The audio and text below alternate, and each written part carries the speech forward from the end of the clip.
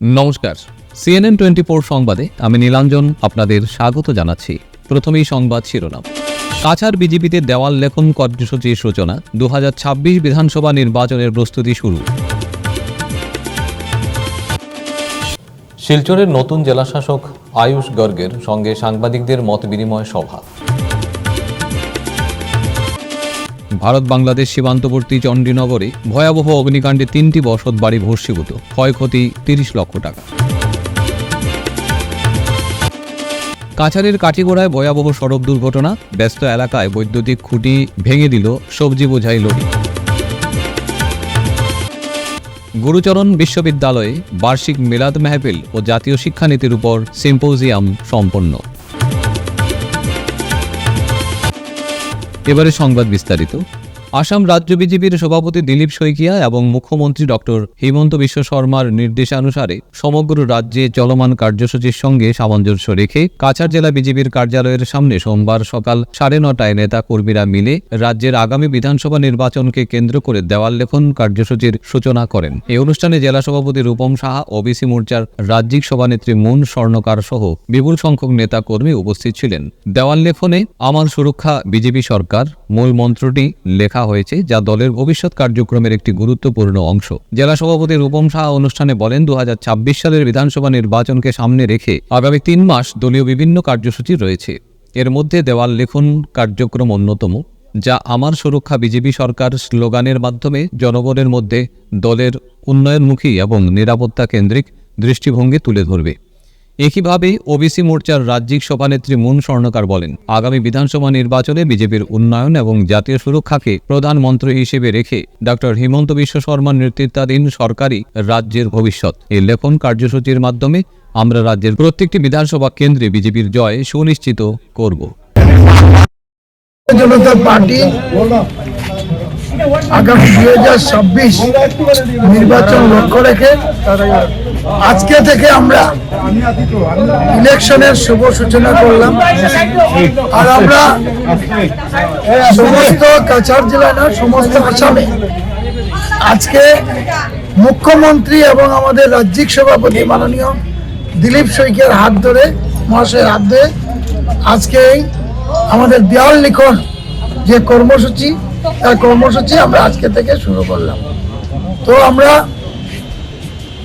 এবার নির্বাচন ভারতীয় জনতা পার্টির পক্ষে বাতাস এখন থেকে বইছে। আর আগামী দিনেও দেখতে পাবেন যে ভারতীয় জনতা পার্টির যে বিশাল জয়, বিভিন্ন মিডিয়ায় কিছুদিন আগে অলরেডি আমরা দেখেছি যে আসামে এনডিএ সরকার আসার সম্ভাবনা এসছে বা পেপার এবং মাধ্যমে আমরা পেয়েছি। তো সমীক্ষার কথা নয়, আমরা প্র্যাকটিক্যালি ভারতীয় জনতা পার্টি আমরা সবাই আজকে থেকে আমরা মাঠে নামলাম এবং আমরা প্রতিনিয়ত আগামী 100 দিনের যে কর্মসূচি নিয়ে আমরা ভারতীয় জনতার প্রত্যেকটা কার্যকর্তা সংকল্পবদ্ধ, যাতে আমরা পুনরায় আসামের সরকার যাতে ভারতীয় জনতা পার্টি গঠন করতে পারে, তার উদ্দেশ্যে আমরা প্রচার অভিযান আমরা প্রান্তে এবং বিভিন্ন গ্রামাঞ্চলে আমরা আজকে থেকেই প্রচার। সমস্ত কাছাড় জেলার 7টা বিধানসভায় আজকে দেওয়াল লেখন কার্যক্রম হচ্ছে আর কন্টিনিউ এটা চলবে। আগামী দিনের পরবর্তী যে কার্যক্রমগুলো আমরা ধীরে ধীরে সমস্ত কাছাড় জেলায় নির্বাচনের জন্য মানুষ যাতে ভারতীয় জনতা পার্টির পক্ষে থাকে, বিগত দিনে ছিল, আগামীতেও থাকবে, সেই আশা রেখে সবাইকে ধন্যবাদ জানিয়ে আমার বক্তব্য এখানে সমাপ্ত করছি।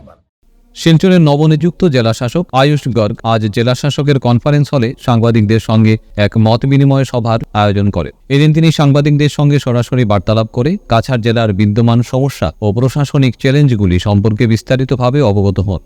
মত বিনিময় সভায় সাংবাদিকদের পক্ষ থেকে জেলার প্রধান সমস্যাগুলির মধ্যে ট্রাফিক যানজট, জল নিকাশির অভাবে জমা জল, যানবাহন পার্কিংয়ের অব্যবস্থা এবং বিভিন্ন এলাকায় অবৈধ দখলের বিষয়গুলি তুলে ধরা হয়। এসব সমস্যার উত্তরে জেলাশাসক আয়ুষ গর্গ জানান, তিনি অগ্রাধিকার ভিত্তিতে সমস্যা সমাধানে প্রয়োজনীয় পদক্ষেপ গ্রহণ করবেন, তবে কিছু জটিল সমস্যা সমাধানে সময় লাগতে পারে বলে তিনি উল্লেখ করেন এবং সেক্ষেত্রে সাধারণ মানুষের সহযোগিতা একান্তভাবে প্রয়োজন বলে জানান। এদিন জেলাশাসক স্পষ্ট ভাষায় আশ্বাস দেন যে তার সঙ্গে সাক্ষাৎ করতে এসে সাধারণ মানুষকে কোনো ধরনের হয়রানি বা বিড়ম্বনার সম্মুখীন হতে হবে না। সৌজন্যমূলকভাবে 2 থেকে 5 জনের একটি প্রতিনিধি দল নির্বিঘ্নে তার সঙ্গে সাক্ষাৎ করতে পারবে এবং এতে কোনো প্রশাসনিক বাধা থাকবে না বলেও তিনি জানান। जो कि आप भी फील करेंगे डिस्पाइट आवर बेस्ट एफर्ट्स, हम लोग अपनी तरफ से पूरी कोशिश करेंगे उनको रिजॉल्व करने की, लेकिन despite our best efforts still there will be elements जो कि रिजॉल्व नहीं हो पाएंगे। ठीक है, कुछ सिस्टेमिक इश्यूज हैं, कुछ स्ट्रक्चरल इश्यूज हैं, लेकिन जितने आप प्रॉब्लम्स बता रहे हैं I think majority of those 70 to 80% of those pertain to municipal administration. ठीक है, मेजॉरिटी। कुछ आपने जैसे कोई एक काठी घोड़ा का बताया गया है, देन बाहर के एरियाज में थोड़ा इसका प्रॉब्लम बताया गया है, ट्रैफिक ऑन सिमिलर लाइंस ये बताया गया है। These two we will take up in the right earnest, and as far as municipal administration is concerned, we will speak with municipality immediately, municipal corporation I mean in this case, and not just one Silchar municipal corporation, whatever directions will be passed on all municipal boards simultaneously. ठीक है, जो आप छोटे छोटे issues बता रहे हैं इनमें से कुछ इश्यूज मुझे I have a gut feeling I might be wrong in this, 6 महीने बाद अगर हम उसमें विफल हो जाए तो again it is not that कि the intent was not there, but at least my gut feeling says कि इनमें से कुछ इश्यूज शायद थोड़े इजीली रिजॉल्वेबल हैं, that will take up in the right earnest. इनमें से कुछ इश्यूज ऐसे हैं जो किसी रेलेवेंट फंडिंग से उसको टाई अप कर देने से आई थिंक मोर और लेस शायद मीटअप हो जाएगी। There I am seeing some solutions on paper. On paper दिख रहा है, let us try to work it out. Maybe in the next 5 to 6 months you'll start to see some changes. Saying इसका 100% problem resolve कर पाएंगे। Traffic because जहाँ तक मेरी समझ है, traffic is not a problem which is caused by one factor. Traffic is a multi-factor problem. इसमें कुछ engineering problems रहती हैं, कहीं कहीं पे इंजीनियरिंग इश्यूज होंगे, उसको हम लोग ठीक करा सकते हैं, कहीं कहीं पे it's a simply attitudinal issue या बिहेवियरल इशू है। तो पब्लिक को और पॉपुलेशन को हमारे साथ cooperate, in fact we are also a part of public, so we will have to cooperate together to get this resolve. However I know we can not level this entire responsibility on public, so a larger part of this responsibility lies with us and the municipality, so we will take up with municipality and try to do this in the right earnest. जहाँ तक आपने मुद्दा बताया है, so we'll have to see who the road owning agencies are. Town के रास्ते इतने convoluted होते हैं, कई बार साल ये पता करने में लग जाते हैं ये रास्ता है किसका। हाईवे बोलेगा हमारा है, पीडब्ल्यूडी बोलेगा हमारा है, म्युनिसिपैलिटी बोलेगा हमारा है, और कोई स्ट्रेच जो खराब होगा उसको कोई भी ओन अप नहीं करेगा, सो दैट रास्ता बिकम्स एन ऑर्फन कि ये हमारा नहीं है। So these will carry out a thorough survey जहाँ जहाँ पे ऐसा है।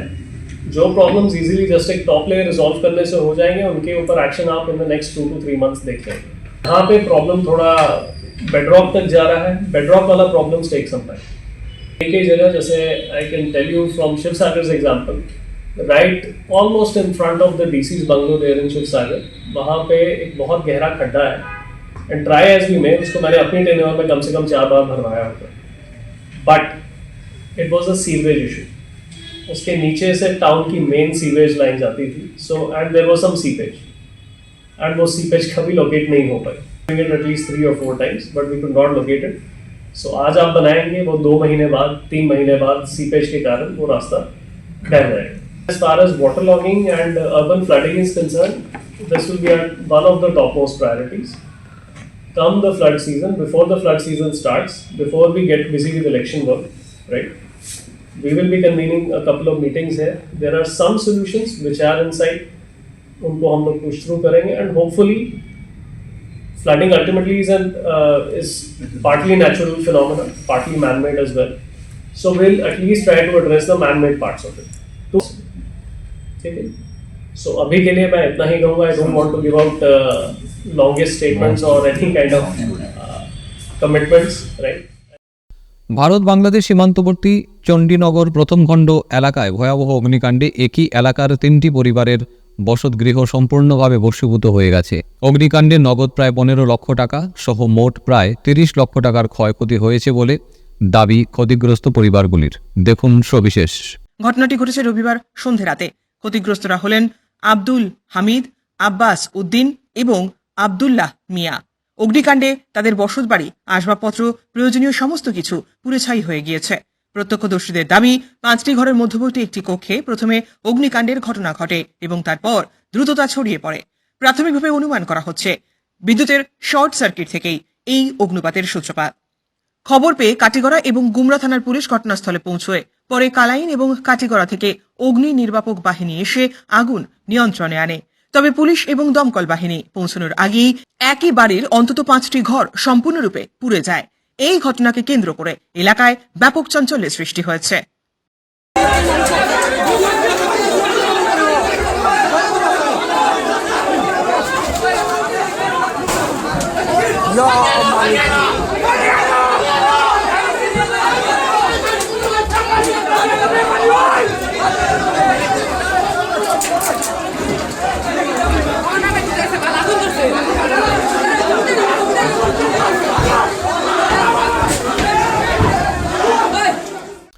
কাছাড় জেলার কাঠিগড়া এলাকায় সোমবার দুপুর নাগাদে ভয়াবহ সড়ক দুর্ঘটনার ঘটনা ঘটেছে।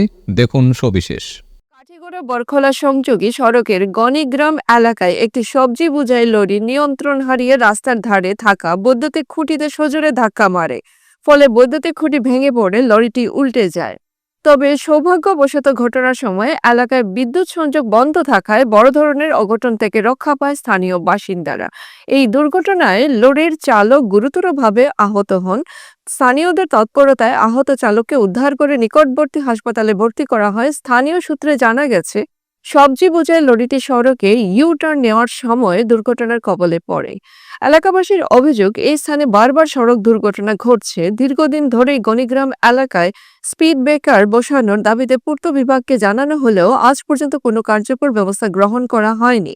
এদিকে দুর্ঘটনার ফলে বৈদ্যুতিক খুঁটি ভেঙে পড়ায় আশেপাশের অত্যন্ত 5টি গ্রামের বিদ্যুৎ পরিষেবা সম্পূর্ণরূপে বিচ্ছিন্ন হয়ে রয়েছে। বিদ্যুৎ বিভাগ পরিস্থিতি স্বাভাবিক করতে কাজ শুরু করেছে বলে জানা গেছে। আমরা এখানে একটা অ্যাক্সিডেন্ট হয়েছে, কিন্তু এই অ্যাক্সিডেন্টটা আজকে প্রথম নয়। এখানে বারবার এরকম অ্যাক্সিডেন্ট হয়। এখানে একটা টার্নিং আছে, এই বাজার ছাড়িয়েও একটা বুড়িবাইল পয়েন্টও এটা খাড়া টার্নিং আছে, কিন্তু এই টার্নিংয়ে কোনো স্পিড ব্রেকার নাই। আর স্পিড ব্রেকার না থাকার কারণে অ্যাক্সিডেন্ট, মানে এখানে বারবার অ্যাক্সিডেন্ট হয়। আজকে একটা বড় গাড়ি সবজি লইয়া অ্যাক্সিডেন্ট হয়েছে। আর এই জায়গাটা ছাড়ার পরেও মনে হয় একটা গণিগাম বাজার আছে। গণিগাম বাজার এখানে 2টা স্কুল আছে, হাই স্কুল আছে, এমপি স্কুল আছে, হসপিটাল আছে, বাজার এরিয়া আছে, কিন্তু কোনো জায়গায় কোনো স্পিড ব্রেকার নাই। এই স্পিড ব্রেকার বদরপুরের লগে কানেক্টিং পুরো কানেক্টিং আছে। রাস্তাটা পুরো মানে ভালো হয়ে গেছে, মানে শিলচর কালাইন রুট টু বদরপুর এটা লাইফলাইন হিসাবে এটা ব্যবহার করা হয়।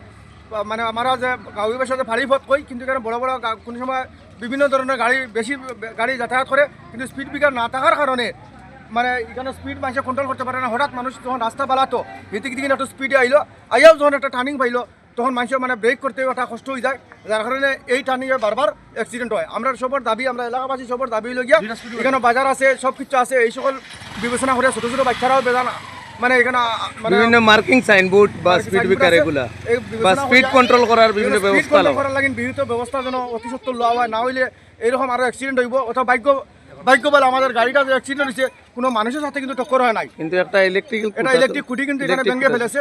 আমরা আশা রাখছি আমাদের এলাকার দাবি অতি সত্বর এলাকার স্বার্থে, জনগণের স্বার্থে যেন মানা হয়, এখানে স্পিড কন্ট্রোলের লাগি একটা ব্যবস্থা লওয়া হয়। ধন্যবাদ সবাই। শিলচর গুরুচরণ বিশ্ববিদ্যালয়ে সোমবার ভাব গাম্ভীর্যপূর্ণ পরিবেশে বার্ষিক মিলাদ মেহফিল ও জাতীয় শিক্ষানীতি NEP 2020 এর ওপর এক উচ্চ পর্যায়ের জাতীয় সিম্পোজিয়াম সফলভাবে সম্পন্ন হয়। সকাল 9:30 বিশ্ববিদ্যালয়ের অডিটোরিয়ামে উদ্বোধনী পর্বের মাধ্যমে মিলাদ মেহফিলের আনুষ্ঠানিক সূচনা হয়। অনুষ্ঠানে উপস্থিত বিশিষ্ট অতিথিরা শিক্ষার প্রসার, নৈতিক মূল্যবোধ ও মানবিক চেতনা জাগ্রত করার উপর গুরুত্বারোপ করে মূল্যবান বক্তব্য রাখেন। এরপর সকাল 11:30 থেকে দুপুর 2:30 পর্যন্ত ছাত্রছাত্রীদের পরিবেশনায় সাংস্কৃতিক ও একাডেমিক পর্ব অনুষ্ঠিত হয়। এতে নাচ, বক্তৃতা, সেমিনার, উপস্থাপনা, দেশাত্মবোধক সঙ্গীত, নাট্য পরিবেশনা ও শিক্ষামূলক সাংস্কৃতিক উপস্থাপনা দর্শকদের মুগ্ধ করে। আসসালামু আলাইকুম, নমস্কার সবাইকে। আজকে আমরা অ্যানুয়াল মিলাদ মেহফিল উদযাপন করছি আমাদের গুরুচরণ ইউনিভার্সিটি শিলচরে, যেখানে যেটা 3টা সেশনে ভাগ করা হয়েছে। প্রথম সেশনটা আমাদের অ্যানুয়াল মিলাদ মেহফিল যেটা ডিগনিটারিজ ওরা সবাই ছিলেন invited guest. And second session হবে আমাদের স্টুডেন্টরা কম্পিটিশনে পার্টিসিপেট করবে। বিভিন্ন কম্পিটিশন হবে, স্পিচ, গজল, রেসাইটেশন, টপিক থাকবে life teaching and philosophy of prophet Mohammad peace be upon him. আর থার্ড সেশন হবে national symposium on the topic national symposium on national education policy 2020 and its implementation framework, যেটাতে কি note speaker থাকবেন আজকে আমাদের chief guest মাজার Asif sir, professor Mazhar Asif sir from Jamia Millia Islamia New Delhi, উনি কি নোট স্পিকার থাকবেন। আর আমাদের ফার্স্ট সেশন যেটা হয়েছে ওটাতে আমাদের চিফ প্যাট্রন আছেন আমাদের professor Niranjan Roy sir, honourable vice chancellor Gurucharan university, এবং আমাদের চিফ গেস্ট আছেন professor Mazhar Asif, honourable vice chancellor Jamia Millia Islamia New Delhi. আমাদের অনারেবল গেস্ট তিনজন আছেন, মিসেস সাবায়া পারভিন আসিফ, উনি হলেন esteem spouse of chief guest professor Mazhar Asif, honourable vice chancellor Jamia Millia Islamia New Delhi. And আর আছেন স্বামী বৈকুণ্ঠনন্দজি মহারাজ ফ্রম রামকৃষ্ণ মিশন সেবাশ্রম শিলচর। আর আমাদের আরও একজন গেস্ট ছিলেন mister Taimur Raja Chowdhury, founder editor and senior journalist Samayik Prasanga Silchar. তো আমাদের ফার্স্ট ইনঅগ্রাল সেশনটা হয়ে গেছে, নেক্সট দুটো প্রোগ্রাম লাইন আপ আছে, এখন আমাদের চলবে, স্টুডেন্টরা ওইটাতে পার্টিসিপেট করবেন।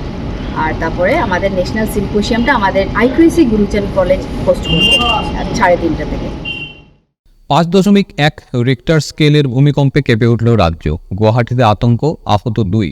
সোমবার ভোর রাতে রাজ্যে ভূমিকম্পের কম্পন অনুভূত হয়েছে। ভোর 4:17 নাগাদ এই কম্পন টের পান রাজ্যবাসী।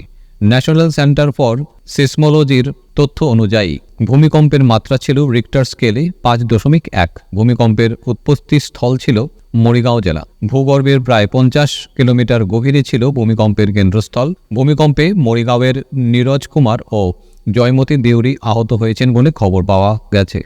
অসম ছাড়াও মেঘালয়, মণিপুর, ত্রিপুরা, নাগাল্যান্ড, মিজোরাম ও অরুণাচল প্রদেশে ভূমিকম্পের কম্পন অনুভূত হয়। এছাড়া ভুটান ও বাংলাদেশেও এই ভূমিকম্পের প্রভাব অনুভূত হয়েছে বলে জানিয়েছে national centre for seismology.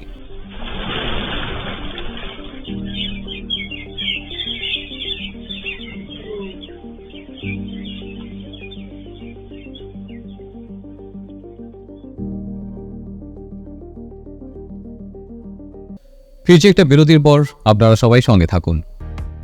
Grace well hospital, Meherpur, Silchar. এখানে আপনারা পাবেন ডায়ালিসিস, এন্ডোস্কোপি, সোনোগ্রাফি, ইকোকার্ডিওগ্রাফি, এক্স-রের মতো বিশেষ সুবিধে।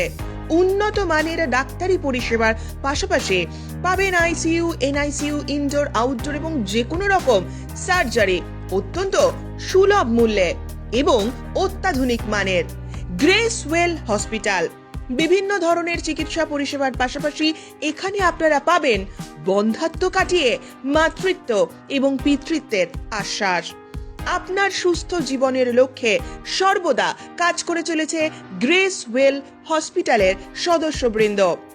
ঠিকানা grace well hospital, Meherpur, Silchar 788015।